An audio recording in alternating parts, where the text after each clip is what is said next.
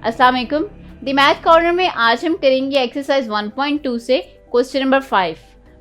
हमारे पास इसकी स्टेटमेंट कुछ इस तरह से आती है, find the transpose of each of the following matrices. के नीचे लिखे हुए जितने भी मैट्रिसेस हैं या जिसे आप उर्दू में कॉलम कह लें, आपने उनका क्या फाइंड आउट करना है, transpose. Transpose of a matrix को हम बहुत डिटेल में अपने प्रीवियस वीडियोस में कर चुके हैं, एक दफ़ा से उसको रिवाइज कर लेते हैं कि transpose of a matrix find out करने के लिए आपने क्या करना होता है कि किसी भी मैट्रिक्स की रोज को आप चेंज कर दें उसके कॉलम्स में, या फिर आप उसकी कॉलम्स को चेंज कर दें उसकी रोज में, तो जो रिजल्टिंग मैट्रिक्स आपके पास आएगा वो उस मैट्रिक्स का क्या कहलाएगा, ट्रांसपोज।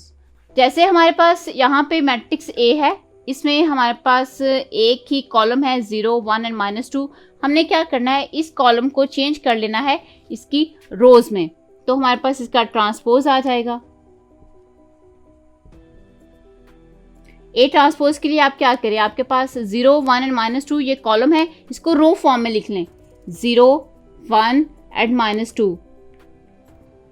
ये आपके पास चेंज हो गया है मैट्रिक्स ए या कॉलम एक के ट्रांसपोज में। आप रो को चेंज करें या कॉलम को चेंज करें, आपके पास आंसर जो है वो सेम ही आएगा। नेक्स्ट हमारे पास है मैट्रिक्स बी। मैट्रिक्स बी में आपके पास इस वक्त एक ही रो है, तो मैं इसको इस तरह से करने लगी हूँ कि इसकी रो को आप इसके कॉलम में चेंज कर ले। रो है 5, 1, -6। हॉरिजॉन्टल डायरेक्शन जो है वो आपके पास रो होती है, तो इसको वर्टिकली फॉर्म में लिखेंगे तो आपके पास कॉलम में चेंज हो जाएगा 5, 1 एंड -6। ये क्या हुआ है कि आपके पास मैट्रिक्स बी का ट्रांसपोज आ गया है। इसी तरह नेक्स्ट सी को देख लें। मैट्रिक्स सी के ट्रांसपोज के लिए आप क्या करें, इसके कॉलम्स को चेंज कर लें या रोज को चेंज कर लें। आपके पास कॉलम है 1, 2 एंड 3, इसको रो में लिख लें।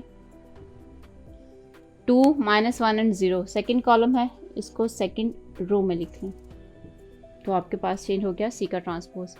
मैट्रिक्स डी में आपके पास 2 रोज हैं, 2 कॉलम हैं, 2 एंड 3 एक रो है, इसको कॉलम में चेंज कर लें। 0 एंड 5 रो है, इसको कॉलम में चेंज कर लें, तो आपके पास आ जाएगा ट्रांसपोज। मैट्रिक्स सी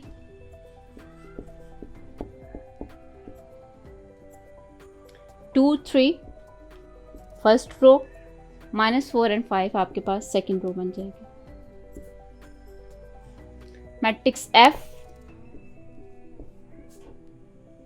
1 एंड 2 आपके पास फर्स्ट रो है, फर्स्ट कॉलम कॉलम में चेंज कर लिया मैंने। 3, 4 आपके पास सेकंड रो है, सेकंड कॉलम में चेंज हो जाएगा।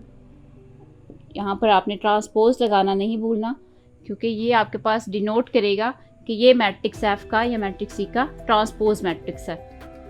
ये था एक्सरसाइज 1.2 से क्वेश्चन नंबर 5। नेक्स्ट हम देखते हैं एक्सरसाइज 1.2 से क्वेश्चन नंबर 6।